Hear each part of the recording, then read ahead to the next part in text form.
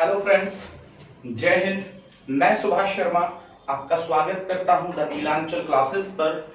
और आज का भी विषय हमारा इंग्लिश है, जो कि एसएससी जीडी एग्जाम से जुड़ा हुआ है।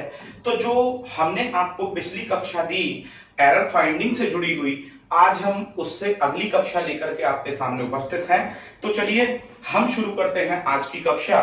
तो आज जैसा कि मैंने बताया, फाइंडिंग एरर्स।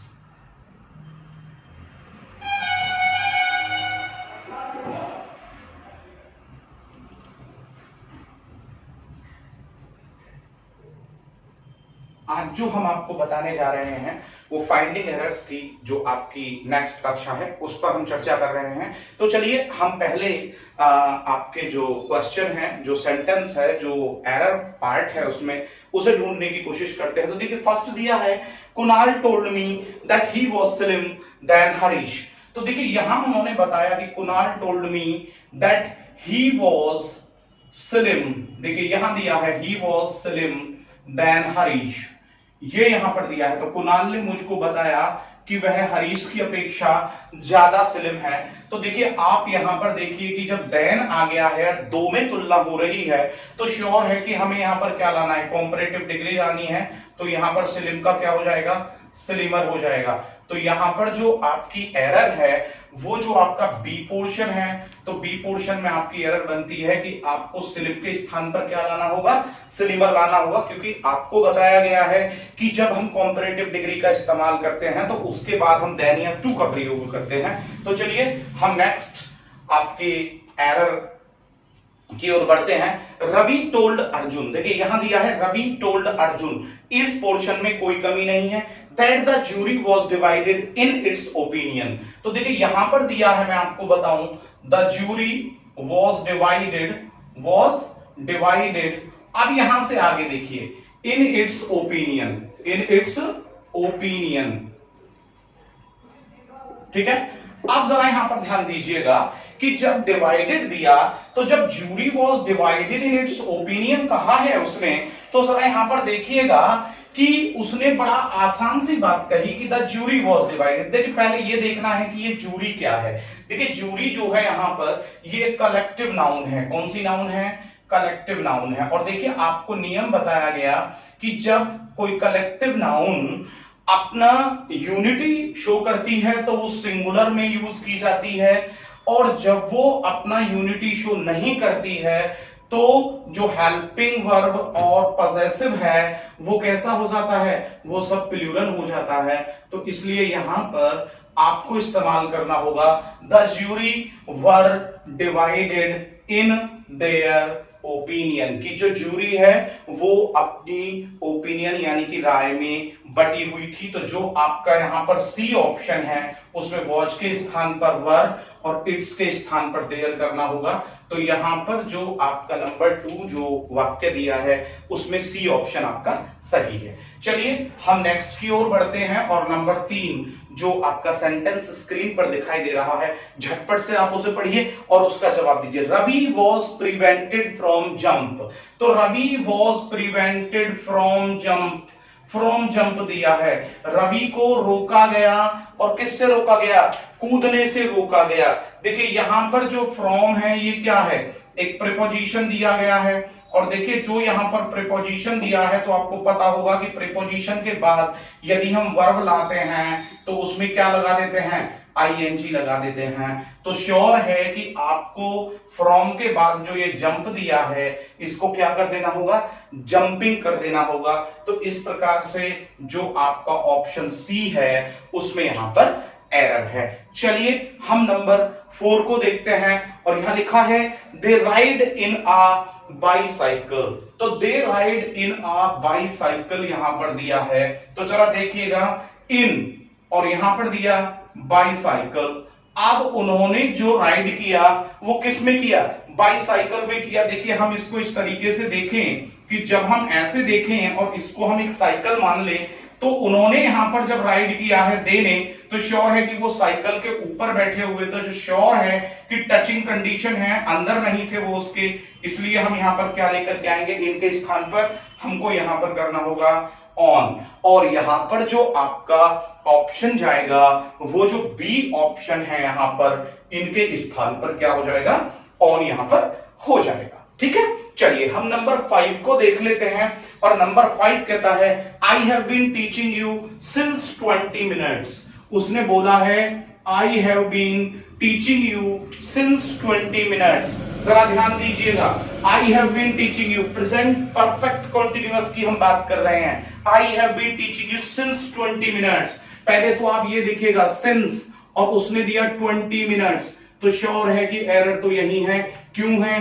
क्योंकि हमें सिंस के स्थान पर यहां क्या लाना होगा, फॉर लाना होगा। और क्यों लाना होगा मैं आपको बता देता हूं। देखिए, आपको मैं बता दूं कि जब हम सिंस का यूज करते हैं, हम फॉर का यूज करते हैं, तो दोनों से तात्पर्य हमारा क्या होता है, सेम होता है। और इनके बाद में हमको 100% क्या लाना होता है, टाइम लाना होता है। परफेक्ट कॉन्टिन्यूअस में मुख्यतः इनका प्रयोग किया जाता है। देखिए, फॉर के लिए ट्रिक मैंने आपको बताई थी कि सेकंड से सेंचुरी तक चले जाओ। कहां तक जाना है, सेकंड से सेंचुरी तक, इस टाइम के लिए और एक लॉन्ग टाइम। इन टाइमों से पहले आपको क्या लगाना होगा, फॉर लगाना होगा। चला मैं इसको थोड़ा और समझा दूं। सेकंड से बड़ी यूनिट जो होती है मिनट होता है, मिनट से बड़ा आर होता है, और आर से जो बड़ा होता है वो क्या होता है, आपका डे होता है, वीक होता है, और मंथ होता है। मंथ से आगे आप year, decade, quarter century, half century और सेंचुरी और लॉन्ग टाइम। इन सभी समय से पहले आप क्या लगाएंगे, फॉर का प्रयोग करेंगे। लेकिन अगर इसके अलावा कोई टाइम बच जाता है, जैसे कि संडे बच जाता है, और आपका जनवरी, फरवरी, या इस तरीके से 7 AM 7 PM, इस प्रकार का इसके अलावा कोई टाइम बच जाता है, तो हमें वहां किसका प्रयोग करना होता है, सिंस का प्रयोग करना होता है। तो इसलिए आपको दिखाई दे रहा है कि यहां पर मिनट्स आ रहा है, मिनट्स इस वाले पोर्शन में जाता है, तो यहां पर आपको क्या लाना होगा, सिंस के स्थान पर फॉर लेकर के आना होगा। इस प्रकार से जो आपका यहां पर सी ऑप्शन है वो बिल्कुल सही है। चलिए आप तुरंत यहां पर जो नंबर 6 है उसे जल्दी से आप पढ़ने की कोशिश कीजिए और देखिए कि वो क्या कह रहा है आपसे। तो देखिए जो नंबर 6 है, नंबर 6 में वो यहां पर बोल रहा है कि let she and I do the work together. उन्होंने कहा let she and I do the work together, यानी कि उसको और मुझे साथ साथ कार्य करने दो। यहां पर बोला उन्होंने, इंपरेटिव का सेकंड टाइप है, लेट टाइप है, तो लेट शी एंड आई। और देखिए आपको बताया गया है, मैं नंबर 6 के बारे में बता दूं कि जब भी आप लेट का प्रयोग करते हैं तो उसके बाद आप ऑब्जेक्टिव केस लेकर के आते हैं। क्या लेकर के आते हैं, ऑब्जेक्टिव केस लेकर के आते हैं। तो लेट शी और उसने कहा and I, let she and I, तो यहां पर किस किस को कार्य करने दे, उसको और मुझको काम करने दो। तो लेट सी एंड आई के स्थान पर क्या हो जाएगा, यहां पर मी हो जाएगा। तो लेट सी एंड मी, तो श्योर है यहां पर कि आपका जो नंबर 6 है उसमें जो आपका बी पोर्शन दिया गया है उसके अंदर यहां पर एरर है। और मैं समझता हूं कि आप इसे अच्छे से समझ गए होंगे। जल्दी से आप नंबर 7 को पढ़िए और जो इसके आंसर है रिलेटेड वो जल्दी से मेरे पास जो है लिख के भेजिए आप उसका ऑप्शन क्या है। इसके आगे नंबर 8 को भी जल्दी से झटपट अभी आप पढ़ेंगे जब मैं नंबर 7 को आपको समझा चुका हूं। ठीक है, तो अब नंबर 7 में देखिए उसने क्या कहा है, आप स्क्रीन पर देखें और तुरंत आप मुझे उसका आंसर यहां पर लिख दें। तो हम नंबर 7 की ओर चलते हैं और देखते हैं कि जो नंबर 7 है वो यहां पर क्या कह रहा है। नंबर 7 यहां कह रहा है a car is useful than a motor bike. देखिए उसने कहा नंबर 8 में कि a car is useful। देखिए यहां पर यूज और फुलर, देखिए यहां पर ये दो शब्दों से मिलकर के बनाए, और जो भी हमारी कॉम्पैरेटिव डिग्री मोस्टली दो शब्दों से मिलकर बनती है तो उससे पहले हम मोर लगाते हैं। जैसे कि ब्यूटीफुल, तो ब्यूटीफुल का कॉम्पैरेटिव डिग्री ब्यूटीफुलर नहीं होता है, ब्यूटी अलग है, फुल अलग है, तो वहां मोर ब्यूटीफुल हमें लाना पड़ेगा। इसी प्रकार से यूजफुलर है, यूज अलग है, फुल अलग है। तो इसी प्रकार से जब इसका कॉम्पैरेटिव डिग्री बनाएंगे हम यूजफुल का, तो नंबर 7 में आपको यहां पर बिल्कुल जो लिखना पड़ेगा वो लिखना पड़ेगा मोर यूजफुल। वहां दिया है यूजफुलर, अब यूजफुलर के स्थान पर आपको क्या करना होगा, उसको आपको उसे करना होगा मोर यूजफुल, तब वो डिग्री जो है आपकी वो सही होगी। तो मोर यूजफुल आपको यहां पर लिखना होगा मोर यूजफुल। तो नंबर 7 का जो आपका ऑप्शन है बी, तो वो बिल्कुल यहां पर सही है। और यहां पर क्या लाना होगा हमको, यूजफुल के स्थान पर मोर यूजफुल लेकर के आना पड़ेगा। चलिए हम नंबर 8 को देखे हैं। She such a wonderful woman into so many ways. उसने कहा कि वो एक बड़ी अद्भुत सी महिला है बहुत से, अब यहां वेज का मतलब रास्ते, तो तरीकों से, अगर हम उसे अलग अलग तरीके से एंगल से देखते हैं तो वो बहुत ही चमत्कृत या वंडरफुल महिला है। तो उसने कहा यहां पर कि सी इज, तो जरा ध्यान दीजिएगा नंबर 8 पर, वो कह रहा है she is such a wonderful woman. अब यहां पर उसने कहा इनटू, जरा ध्यान दीजिएगा, इनटू सो मेनी वेज, उसने कहा इनटू सो मेनी वेज। अब जरा यहां पर ध्यान दीजिएगा, सो मेनी वेज, और उसने यहां पर लिखा इनटू। तो जरा मेरी बात पे गौर दीजिएगा, इनटू का जो हम प्रयोग करते हैं वो गतिशील अवस्था के लिए भी करते हैं, जब हम डाउनवर्ड जाते हैं या हम पैरेलल जाते हैं और गति में अवस्था होती वहां पर, तो हम क्या लगाते हैं, वहां पर इनटू का हम प्रयोग करते हैं। लेकिन मैं आपको बता दूं कि एक माध्यम से दूसरे माध्यम को चेंज करने के लिए भी हम इनटू का प्रयोग करते हैं, लेकिन वो उसने कहा कई अलग अलग तरीकों की अगर हम बात करें तो यहां पर इनटू के स्थान पर हम क्या लेकर के आएंगे, यहां पर इन लेकर के आएंगे, और आपका जो ऑप्शन नंबर सी है वो यहां पर बिल्कुल सही है। तो चलिए अब हम यहां से आगे नंबर 9 की बात करते हैं। तो आप जरा इसे पढ़िए कि my brother expressions gave no clue of what was going at his head. जल्दी से इसका आंसर लिख के भेजिए मुझे।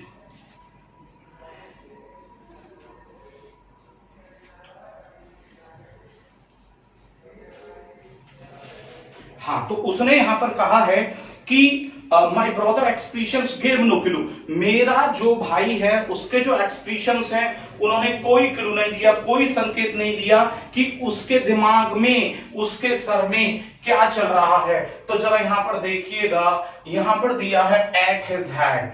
एट हिज हेड का मतलब है उसके सर पर, एट हिज हेड उसके सर पर, जबकि ऑन हिज हेड होना चाहिए था उसके सर पर के लिए। लेकिन हमें चलाना क्या है, उसके दिमाग में क्या चल रहा है। तो दिमाग के अंदर की बात जब हम यहां पर कर रहे हैं तो दिमाग के अंदर की बात के लिए हमें क्या लाना पड़ेगा, यहां पर इनका प्रयोग करना पड़ेगा। जब एक वस्तु किसी अन्य वस्तु के अंदर होती है तो हम वहां पर किसका प्रयोग करते हैं, इन प्रीपोजिशन का प्रयोग करते हैं। तो इसमें जो हमारा सी ऑप्शन है वो यहां पर बिल्कुल सही है। चलिए अब हम यहां पर नंबर 10 की बात करते हैं। Number 10, my best wish are always with Rahul. My best wish, wish देखिए यहां पर WISH, विश, विश्ड, विश्ड, ये वर्ब है यहां पर। लेकिन उसने कहा कि मेरी जो शुभकामनाएं हैं वो किसके साथ हैं, हमेशा, वो हमेशा राहुल के साथ हैं। तो मेरी जो शुभकामनाएं हैं, ठीक है, तो यहां पर क्या होना चाहिए, यहां पर विश के स्थान पर क्या होना चाहिए, विशेष होना चाहिए, क्योंकि यहां पर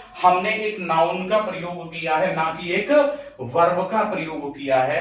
तो हमें यहां पर जो लाना होगा नंबर 10 में, ए ऑप्शन को यहां पर सही करना होगा और विश के स्थान पर क्या करना होगा, विशेष यहां पर हमको करना होगा। चलिए यहां पर प्रिय मित्रों हम यहां पर नंबर 11 की ओर बढ़ते हैं। Number 11, Hema does not want to rip off I. Hema does not want to rip off I. देखिए यहां पर देखिए, और यहां पर जो रिप ऑफ है, रिप ऑफ का मतलब होता है चूना लगाना, ठीक है ना, ठगना किसी को। तो यहां पर वो कह रहा है कि जो हेमा है वो मुझे ठगना या चूना लगाना नहीं चाहती है। देखिए ऑफ यहां पर प्रपोजिशन है और यहां पर आई दे दिया है, और मैंने अभी कहा था कि जब हम प्रपोजिशन का प्रयोग करते हैं तो उसके बाद हम क्या लेकर के आते हैं, ऑब्जेक्टिव केस का प्रयोग करते हैं। तो यहाँ आई के स्थान पर क्या हो जाएगा, मी हो जाएगा। तो आप ये समझ गए होंगे कि यहाँ पर जो आपका सी ऑप्शन है वो यहाँ पर सही है, और आई के स्थान पर क्या होना है, यहाँ पर मी हो जाना है। चलिए हम नंबर 12 को देखते हैं और देखते हैं कि नंबर 12 आपके स्क्रीन पर क्या कह रहा है। 12 यहां पर कह रहा है, Lakshmi as well as her parents have been buying some fruits for 10 minutes. जरा देखिएगा, लक्ष्मी के साथ साथ उसके जो पेरेंट्स हैं, जो माता पिता हैं, वो कुछ फल खरीद रहे हैं। और कब से खरीद रहे हैं? 10 मिनट से खरीद रहे हैं। लेकिन आप जरा देखिएगा, नंबर 12 के लिए मैं आपको बता दूं कि जब भी एज वेल एज का प्रयोग होता है और उसके साथ आप दो सब्जेक्ट्स को जोड़ते हैं, यानी कि सब्जेक्ट फर्स्ट और सब्जेक्ट सेकंड, तो आप याद रखिएगा कि उसमें जो आप हेल्पिंग वर्ब या मेन वर्ब या पजेसिव लेकर के आते हैं, वो किसके अकॉर्डिंग लेकर के आते हैं? फर्स्ट के अकॉर्डिंग लेकर के आते हैं। मैं फिर से बता देता हूं, when you use as well as with two subjects, you will have to use HV MV possessive according to first subject. तो यहां पर आप समझ लीजिएगा कि आपको यहां पर जो हैव दिया गया है, तो वो लक्ष्मी के अकॉर्डिंग क्या होना चाहिए। जब यहां पर लक्ष्मी दिया है और वहां पर पेरेंट्स दिया है, तो अब आप मुझे बताइए कि यहां पर क्या होना चाहिए। यहां उन्होंने हैव दिया, जबकि आपको पता है कि हैव के स्थान पर यहां क्या होना चाहिए? हैज, क्योंकि वो लक्ष्मी के अकॉर्डिंग आएगा। तो अब आप समझ गए होंगे कि यहां पर जो आपका बी ऑप्शन है, कौन सा ऑप्शन है?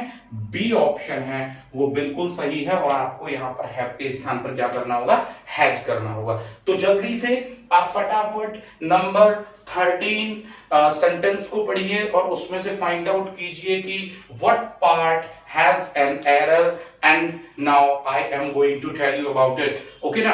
तो मैं बताने जा रहा हूं अब आपको उसके बारे में। नंबर 13 आपने पढ़ लिया, और चलिए हमने भी उसका आंसर आपको दे दिया। समझिए कि कुणाल एंड हिज फ्रेंड, अब देखिए कुणाल और उसका मित्र, Kunal and his friend decided to climb to the top of the hill. जरा यहां पर देखिएगा, कुणाल ने और उसके मित्र ने ये डिसाइड किया, ये निश्चय किया कि वो किस पर चढ़ेंगे। उन्होंने हिल पर, यानी कि जो पहाड़ की चोटी है उस पर, पहाड़ी पर, सॉरी जो पहाड़ी है, हिल मींस पहाड़ी, पहाड़ी पर चढ़ने का निश्चय किया। तो मैं आपको बता दूं कि 13 में देखिए यहां दिया है टू क्लाइम्ड, तो मैं आपको बता दूं कि जब इंफिनिटिव टू का प्रयोग किया जाता है तो उसके बाद आप कौन सा एक्शन लेकर के आते हैं? आप एक्शन फर्स्ट लेकर के आते हैं, ना कि सेकंड और थर्ड। मैं फिर बता दूं कि टू के बाद आप क्या लेकर के आते हैं? एक्शन फर्स्ट का प्रयोग करते हैं। तो आपके समझ में आ गया होगा कि यहाँ क्लाइंब के स्थान पर क्या लेकर के आना है आपको यहाँ पर क्लाइंब लेकर के आना है। और आप समझ गए होंगे कि जो 13 का जो हमारा बी ऑप्शन है वो यहाँ पर 100% सही है।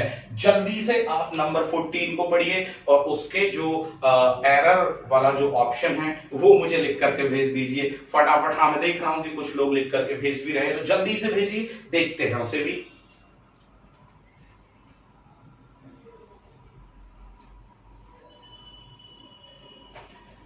तो आपने इसे पढ़ लिया होगा और उसमें दिया है कि many a boys have went to Iran from India to live there permanently. उसने कहा है कि बहुत से लड़के हैं जो चले गए हैं ईरान, और कहां से चले गए हैं? इंडिया से चले गए हैं, वहां परमानेंटली, वहां पर स्थायी रूप से रहने के लिए। तो जरा देखिए, मैनी आ यहां पर दिया है, मैनी आ, और एक होता है यहां पर ए ग्रेट मैनी। जरा देखिएगा इसको, आ ग्रेट मैनी, और एक वर्ड होता है आपका मैनी, ठीक है ना। अब जब हम इनकी तीनों की बात करते हैं तो देखिए मैं आपको बता दूं कि मैनी आ के बाद आपको लाना होता है सिंगुलर।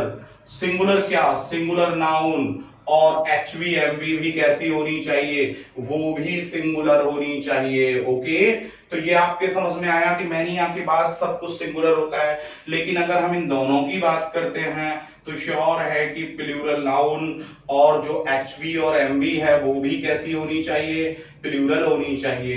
तो जरा अब आप देखिए कि मैनी आ बॉयज हैव दिया है, तो मैनी आ बॉयज हैव, तो अब आप बताइए यहां पर जब मैनी आ बॉयज दिया है और यहां पर दे दिया है मैनी आ बॉयज के बाद हैव, तो you must erase it, you must use boy then has, तो many a boy has in place of boys have।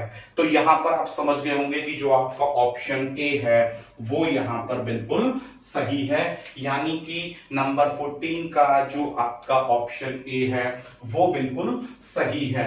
चलिए नंबर 15 को हम बहुत जल्दी से देखने की कोशिश करते हैं कि जो नंबर 15 है आपका वो यहां पर क्या कह रहा है और किस प्रकार से हम उसे सही कर सकते हैं। देखिए प्रिय विद्यार्थियों, इसी प्रकार से आपको एरर आपके एसएससी जीडी में मिलने वाली हैं और जितना आप तारतम्यता से उसे पढ़ेंगे, एंग्रोज होकर के इन कक्षाओं को आप देखेंगे तो उतनी ही ज्यादा सफलता के चांसेस आपके बढ़ जाएंगे, क्योंकि वहां पर जो टाइम का मैनेजमेंट है वो बनाना बहुत ज्यादा अनिवार्य होता है। तो चलिए नंबर 15 की तरफ हम चल रहे हैं और देख रहे हैं कि जो नंबर 15 है वो आपका यहां पर क्या कह रहे हैं। नंबर 15 ने यहां कहा है कि every student have to submit the assignment by this evening, यानी कि प्रत्येक छात्र को अपने जो असाइनमेंट्स हैं उन्हें इस शाम तक, यानी कि जो आज शाम है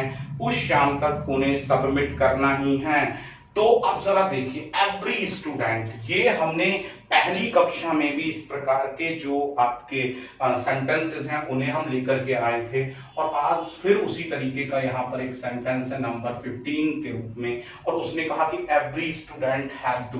देखिए मैंने कहा कि जब भी आपका कोई भी ये देखिए यहां पर ये आपका इंडेफिनिट एडजेक्टिव है, और जब ये इंडेफिनिट एडजेक्टिव है या हम कह दें कि इंडेफिनिट वर्ड है, तो इंडेफिनिट वर्ड जब भी वाक्य में आता है तो उसके बाद जो एचवी या एमवी होती है वो कैसी होती है, पॉजेसिव होती है। पॉजेसिव होता है या एचवी या एमवी होता है, वो सब कैसा होता है, सिंगुलर होता है। तो वहां पर देखिए आप एवरी स्टूडेंट के बाद दिया है हैव टू, तो एवरी स्टूडेंट के बाद जब उसने हैव टू दिया है तो you must use over here has to in place of have to. तो जो आपका ऑप्शन ए है यहां पर जो एरर है वो आपकी ये बन जाती है। नंबर 16 को देख लेते हैं फटाफट हम यहाँ पर। नंबर 16 मैं बार बार यहाँ पर टाइम की बात कर रहा हूं, जितना जल्दी से आप एरर फाइंडिंग या अपना जो एग्जाम पेपर होता है उसको बहुत जल्दी से अपने मन में उतार लेंगे उतना ही अच्छा आप उसे कर पाएंगे। यदि आप उसमें देरी करते हैं तो कहीं ना कहीं आप लैगिंग करेंगे और जो मेरिट है वो भी आपको कहीं ना कहीं पीछे ले जाएगी। He told me that he had helped Sita and I. He told me that, उसने मुझे बताया कि उसने मदद की है किसकी, सीता की और मेरी।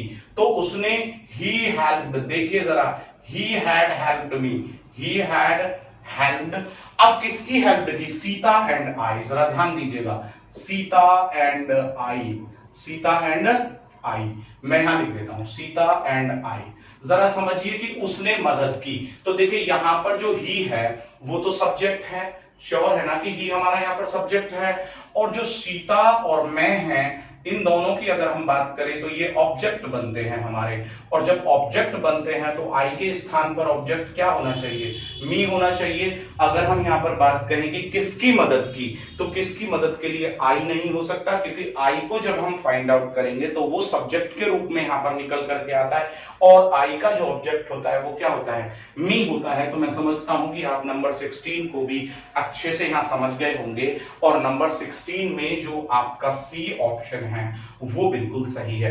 चलिए हम 17 को भी यहां पर पढ़ लेते हैं, और देखिए लिखा हुआ है Lalita said to Arjun I work hardly. तो जल्दी से मुझे इसका जो एरर पार्ट है वो लिख करके भेजिए, मैं फिर बताता हूं। Lalita said to me Arjun, Lalita said to Arjun I work hardly. तो इसको जल्दी से आप मुझे यहाँ पर जो आंसर है वो ऑप्शन लिख करके भेज दीजिए। तो देखिए यहाँ पर उसने बोला है कि Lalita said to Arjun I work hardly. देखिए यहां पर जरा ध्यान दीजिएगा, आई वर्क हार्डली, देखिए दो वर्ड होते हैं। आई वर्क यानी कि मैं कार्य करती हूं, और हार्डली से तात्पर्य होता है मुश्किल से। और अगर इसको हम इस प्रकार से लिखें मुश्किल से, तो हम इसको लिखेंगे आई हार्डली वर्क, यानी कि मैं मुश्किल से कार्य करती हूं, ठीक है ना, इस वाक्य के अकॉर्डिंग अगर हम बात करें यहां पर 17 के अकॉर्डिंग। लेकिन उसने कहा कि आई वर्क, तो हार्डली के स्थान पर यहां क्या होना चाहिए, हार्ड, और हार्ड का मतलब होता है मुश्किल। तो देखिए जरा दोनों वाक्य को समझिएगा कि हार्डली होता है मुश्किल से, आई हार्डली वर्क यानी कि मैं मुश्किल से कार्य करती हूं, आई वर्क हार्ड यानी कि मैं कठिन परिश्रम करती हूं।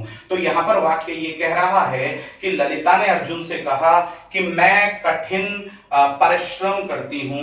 तो जब वो कठिन परिश्रम करती है, और आई हार्डली वर्क से तात्पर्य होता है यहां पर कि मैं मुश्किल से कार्य करती हूं, तो यहां पर वर्क के बाद क्या आना चाहिए, हार्ड आना चाहिए, क्योंकि हार्डली जो है वो इससे पहले आता। तो श्योर है कि यहां पर जो आपका वाक्य में जो ऑप्शन बनेगा वो बनेगा सी। तो सी यहां पर आपका जो है वो सही है, और हार्डली के स्थान पर क्या हो जाएगा, हार्ड हो जाएगा। चलिए नंबर 18 को देख लेते हैं कि नंबर 18 जो है वो क्या कह रहा है। I am very shorter than my younger brother. I am very shorter, जरा देखिए यहां पर I am very shorter, I am, मैं इसको लिखूंगा आई एम वेरी शॉर्टर, ठीक है, और आगे लिखा then my younger brother, then my younger brother. जरा यहां पर समझने की कोशिश कीजिएगा माय डियर स्टूडेंट्स। मैं अधिक छोटा हूं किसकी अपेक्षा, यानी कि मेरे छोटे भाई की अपेक्षा।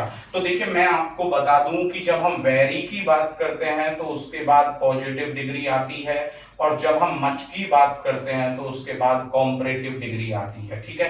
तो यहां पर ये कॉम्परेटिव डिग्री है, इसलिए हम वेरी के स्थान पर क्या कर देंगे, आई एम मच शॉर्टर, क्या कर देंगे, आई एम मच शॉर्टर। तो आप देखिए यहां पर कि जो आपका ए ऑप्शन है आई एम मच शॉर्टर, तो यहां पर ये सही होगा, यानी कि आपको करना होगा आई एम मच शॉर्टर, ठीक है। चलिए नंबर नेक्स्ट देख लेते हैं।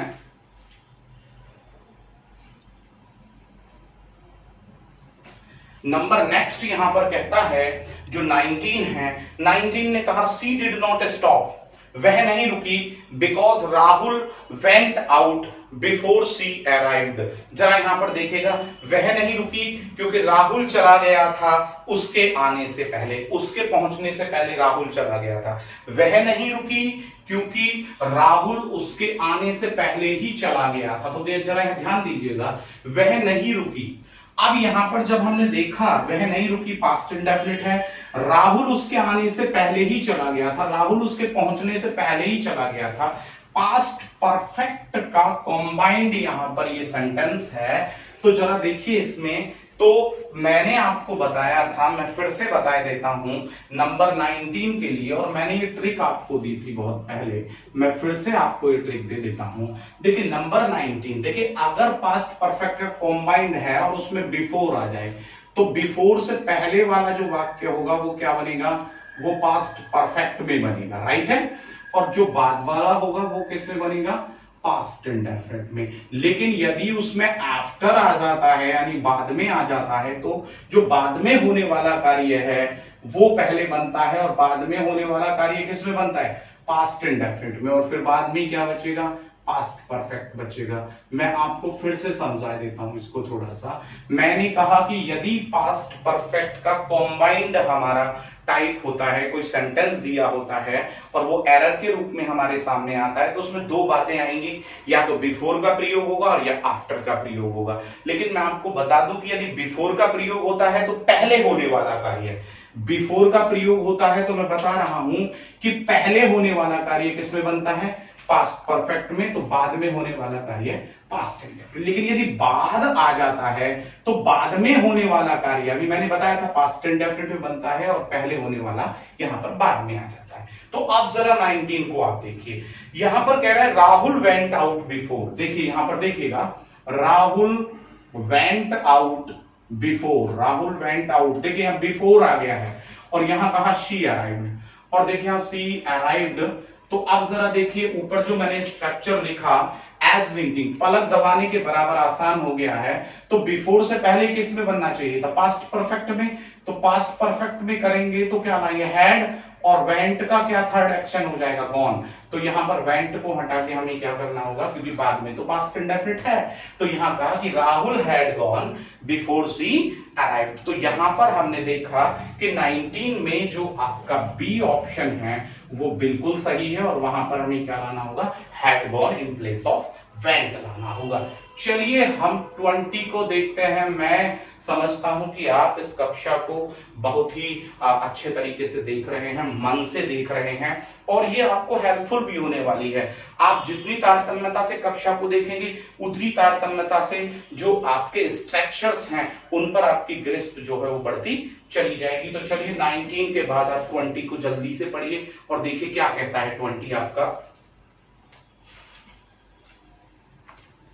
देखिए 20 ने आपसे क्या कहा है, देखिए 20 ने आपसे कहा है कि यहां पर 20 कह रहा है अब ईदर गीता और he was being waiting for him for 2 hours. देखिए यहां पर वो कह रहा है 20, और आज का ये सच है कि ये 20 ही आपको मैं क्वेश्चन लेकर के भी आया था। तो हम लास्ट वाला देख रहे हैं, ईदर गीता और we has been waiting for him for 2 hours. देखिए वैसे तो ये जो है ये प्रेजेंट परफेक्ट कॉन्टिन्यूअस है, लेकिन इसमें कंजक्शन यूज किया गया है ईदर और।